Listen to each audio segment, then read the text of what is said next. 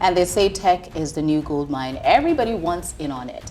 But is it really as lucrative as everyone says it is? This is not Nollywood where you go to Lagos and after 2 years you're cashing out and going back to the village. No, it's not like that. I think in that small place, that small niche of problem solving and preferring solution is where the money is, not necessarily your skills. Please define tech bro for me. If you could literally read, write, and comprehend, you could transition into tech easily.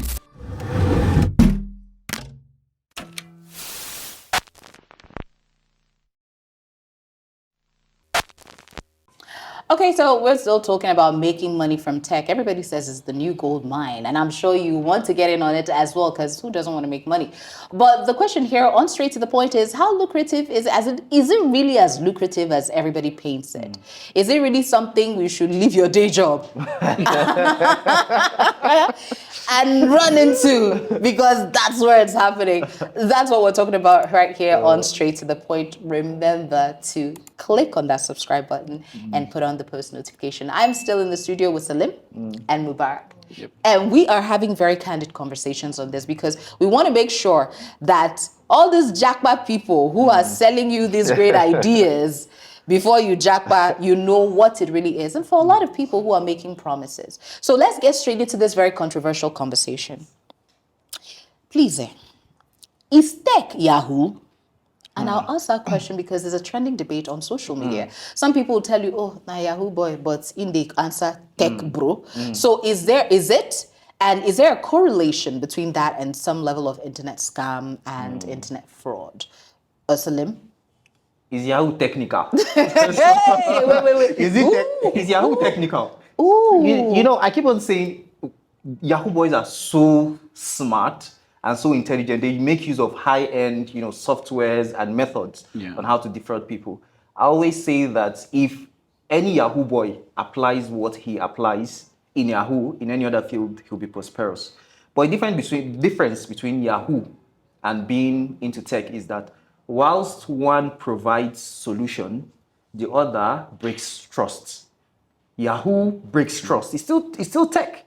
However, being a tech bro it means providing solutions. So it's left for you to choose. Which one do you want to choose? The moment you break people's trust, you might not even make money for it. For example, if you're into cybersecurity and you're in charge of securing a company's or an organization's whole infrastructure, and because of you, there's a breach whereby the company loses a lot of money, that is Yahoo. Ooh. You've just broken trust. So what is different between you and the other person? Maybe because you didn't cash out, per se. But like I said, one builds trust and the other breaks, the other breaks it. Well, I don't think tech is Yahoo, right?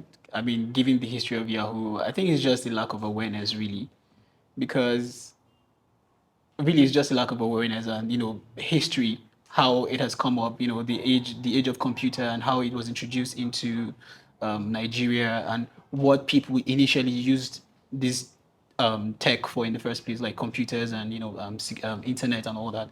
It was what it was originally used for. But now we're beginning to see that it can be used for much more than that. But even though tech has advanced, it has advanced positively and negatively because, like he said, there are lots of softwares now that even I don't know about, like high-end softwares that these guys are using to defraud people. Softwares that may be used to do good, they're using to do bad. So, and then it plays off on everybody because you can see someone going with a laptop now and you think, oh, you don't know if this person is a tech bro, but you really don't know what he's doing. Exactly. They can feel like one and the same because, let's even talk about security operatives who would see you with a laptop. Once they see you with a laptop, the first thing they're thinking is Yahoo boy. And funny enough, it might be very difficult for you to prove that you're otherwise because once they open the laptop, they will see a lot of tech that they don't even understand. Exactly, lack of awareness. They don't know it. So they have that bias. So is there a particular way that you can differentiate between both of them? Like, I mean, look at Salim now. I mean, it might be difficult to differentiate. So Salim on the I mean, if police stop you now and say, Salim, are you a tech bro or are you a Yahoo boy? I'll surrender. The first thing you do is to surrender first of all to avoid problems. But like we have said before, I think, for example, in hacking, Yahoo boys are notorious for hacking into, business emails and all these things. When you have hackers that are white collars, white Yeah, collar hackers, and you exactly. have hackers that are red collar hackers, unethical hackers. So at the end of the day, both of them are still hackers. These days, even in cybersecurity, you have to first learn how to hack before you now learn how to prevent the the hacking. hacking. You Yeah. understand? Yeah. So at the end of the day, they are both the same thing. So Like I said, basically, you need a thief to protect your stuff. So Exactly. you have to learn to be a thief first before Yeah. you can You become know- a person securing that. it is this person that knows how to thief the most meat from the pot that you give the pot to protect. Exactly. So that's what is basically the whole thing. At the end of the day, it boils down on that person and the mindset and the dignity of the person. I mean, I will not, God forbid, but I could go into Yahoo easily because I think I can easily learn the technical part of what they use to defraud people. But I'm saying this is It's not not what a I thing want of to do. principle. It's not a thing of principle. Because not it's the same, it's dignified. like the exact same tools. So yes. It now boils down to principle. Still talking of money, how much do you think a person would require to transition or to? I don't. Wow, you say he's thinking of all the money he has spent so far. I mean, Okay, there've been courses. I've been lucky. Okay. I mean, I've taken courses. I know that I've paid for Google courses and some other courses online somewhere that I paid for, and I've also been lucky to being part of these cohorts that are free or sponsored by one foundation or the other. I mean, I'm currently taking one. Like I said, learning never stops. So I'm Yeah. currently taking one, and it's free. Okay. And everything is just packed into that learning, and it's just amazing. But give us like figures. I know a lot of that is in USD actually. A lot of this courses you're paying in USD. But for you personally, how much would you say you have invested since post COVID to now? So during COVID, I think I paid around 100K for my course Okay, in Naira. in Naira. Yeah, Okay. 100K in Naira. And then the Google course I took, it was monthly. I think it was around $16 to $24 per month. So depending on your speed and how fast you're able to, get the project done, so you can finish up within 3 months, 3 to 6 months. Yeah, you can finish within 3 to 6 months. Yeah. So far, you look like you've been lucky. Yeah, But like I said, Yeah. I've been lucky. you? The same thing for me. I took Okay. a course and I had to pay within that range, $16 to $20 per month. It took me a year. So if you multiply that in a year. However, if I were to turn back the hands of time, it will be free. Okay. Because every resource, all the resources you need to transition into tech is online. You could literally learn everything on YouTube. I think people underestimate how powerful that YouTube True. is. You could learn literally anything without paying, and it's all free. The most you could pay for is the data, Data. of course. Of course. Yeah. And with the mobile phone, I mean, when I saw a couple of people learning how to code, to program with their mobile phones. Yeah, And I was there are like, apps oh for it wow. now. So you don't need high-end gadgets, you don't need the most money, you just need the willingness to want to learn and a mobile phone, that's it. How much could you possibly make as a tech bro? Like, I mean, in terms of getting jobs, but because everybody wants numbers to these things. So if I were to transition to maybe what you do, UI, UX, design and all of that, how much would you say you make monthly from your expertise or the possibility of what people can make in your field? So this is a very tricky question because I know. people like to say, "Oh, I'm a senior designer," or "You're a beginner," or "You're an intermediate," or "I've taken this number of courses. How could you possibly charge me for this?" The thing is, if you understand the value of what you're asking for or what you're paying for, you don't mind paying any amount for it. So if I'm telling you that I am worth this much, you should be willing to pay that much. So How it depends. much? It depends on the project. It depends on the project. So you right? can make between what range to what range? So you're looking at I am creating. putting you on the you're- spot. You're looking at creating an app like Facebook, right? That is an app that has multiple of pages, a lot of design thinking, a lot of user research has to be done, right? So you're looking at anywhere from 1 million and above. Naira. In Naira, yes. Like 1 million is even cutting it cheap. And how long would that Like, take you? That's for an individual, right? If you're going to agencies, they may even charge you more than that, like tens of millions to Yeah. create an app such as Facebook, right? But if it's something lesser, say, I don't know, you just want an app to, I don't know, send someone a text message, right? So every time you tap on the app or you tap on the button, it just sends a love reminder or a love text message to your partner somewhere. That I think that should be fairly easy to come up with. So how long does it take to create an app of that nature where you can charge like $1 million? It depends on the problem. Like I said, it depends on the problem you're trying to solve. Average. How long does it take you? Let's see. So design thinking and everything, maybe a month to design. The user research, everything that has to do with design, user research, all the way to getting the high fidelity designs out, maybe a month. Maybe a month. Yeah. $1 million a month. I mean, there are clients that come And they'll be other like- things, and other things on the side as well. What about you? I mean, because we need these numbers if we're really talking about how lucrative tech is. I want to build on what all he has said because I believe that is true. In my own field of data analytics, I think an entry-level data analyst, if you are an entry-level data analyst, please do not collect 77,000. Please do not collect NYSC stipend. Please, I beg you, because you are making it difficult for us to grow. You make it difficult for us to tell the real price. I think that's the problem with Nigerian organizations. I think there is no hierarchy as to how you could develop. In banking, it is easy to say, okay, this person is a banking officer. After hitting a particular milestone, you go here, go here, go here. But in other organizations, if you start out as an entry level, for example, data analyst, not collecting 77,000, they keep you there. And you do not know what metrics you need to, what milestone you need to hit to go to the next level, to become a mid-level data analyst, a senior data analyst. So there's no defined career growth path. I mean, for some organizations, they might have that, but if you are in an organization that doesn't have that, you will be stuck, to be honest. I think on an average, for an entry-level data analyst, the salary should be around 200,000 naira for an entry-level data analyst. That is, you just took a 6-month boot camp, you know exactly what you're doing, you know how to think and provide solutions. I think the least you should be asking for is 200,000. Please, what is this 77,000 that you're so beat out of? Maybe that is the minimum wage. That's the new NYC. That's what the new NYC people take. Please do not take that if you're not a copper.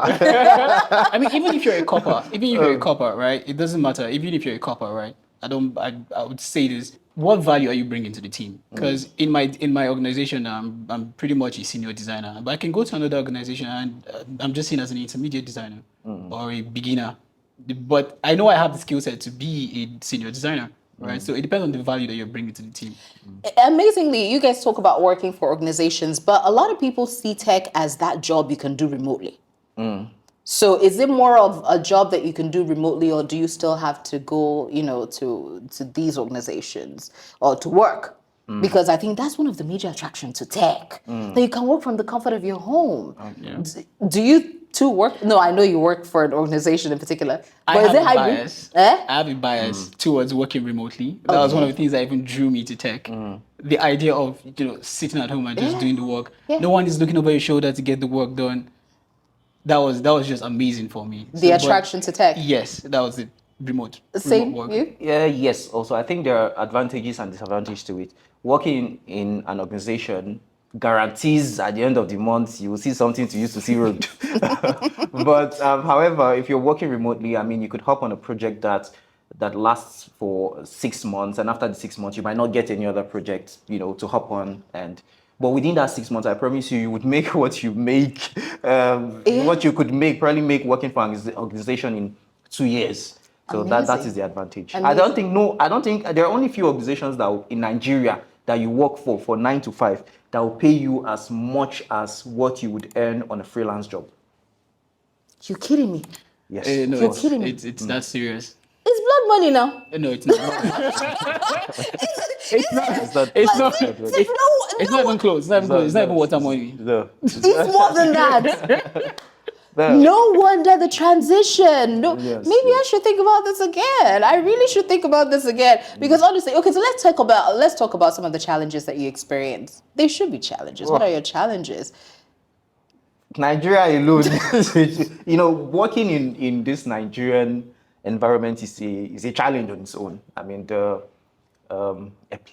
epileptic power supply, expensive data that is not fast, going out to see something you're not meant to see before you come back home. Your mind is just not... Your mind is not at ease. I mean, you're constantly fighting one one battle or another because of this climate we find ourselves in. Yeah. However, I feel that's what makes us Nigerians, striving and We're very thriving resilient through people. Very everything. resilient Yeah. people. What are your I mean, challenges? for me, it would be getting resources because a lot of times you go online to find resources to help speed up your work process, and you're seeing that it's not available in your region. That's the most annoying thing ever. Yes. That this resource is there and everyone else can access it, but you can't. Why is there a restriction to Nigeria when it comes to accessing resources for work? And it's beyond just that. When you want to make payments, you can't pay in Naira. If you have to get a USD dollar card, you want, even Netflix ordinary will tell you, sure you want to watch, it's not available in your region. I mean, why? Even with your domiciliary account, it's still a struggle.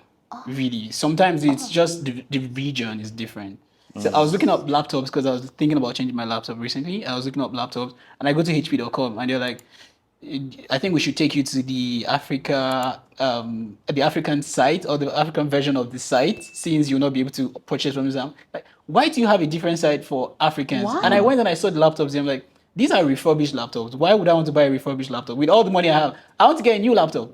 I want to get a high-end laptop so I can meet up, so I can, compete internationally. Why that But you're taking segregation me though? to, I don't know. It's just what it is. That's not nice. Yeah. You guys should figure that out. That's That's not what it nice. is. Okay, to round this up, let's talk about AI. Because, yeah, because, everybody seems to be afraid. Well, it's a fantastic tool because I can tell you it's made my life better. But I'm also seeing how AI is... how AI is not just making the job easier, but making people more, in terms of use of people, obsolete. Because I'll give you an example. I just click a set of words and AI will write me a fantastic essay. And then somebody want me to hire that person as a writer. Why? When I can do it in a few minutes. So do you think that we could get to a point where AI could take over your jobs? My job? I don't know. I don't think so. Because every version of AI that has come out right now for in-design has not really, shown that potential to take over. It's more of enhance. I used AI a lot to speed up my work process, right? So I don't need to go find someone to come and write copy for me. So you're that confident? Yeah, I am that confident that AI is not going to take our jobs anytime soon. You confident? I think it's not about competing with AI. You cannot compete with AI. Exactly. It's way smarter than human beings. However, I think in implementing AI into our daily lives, it could be better.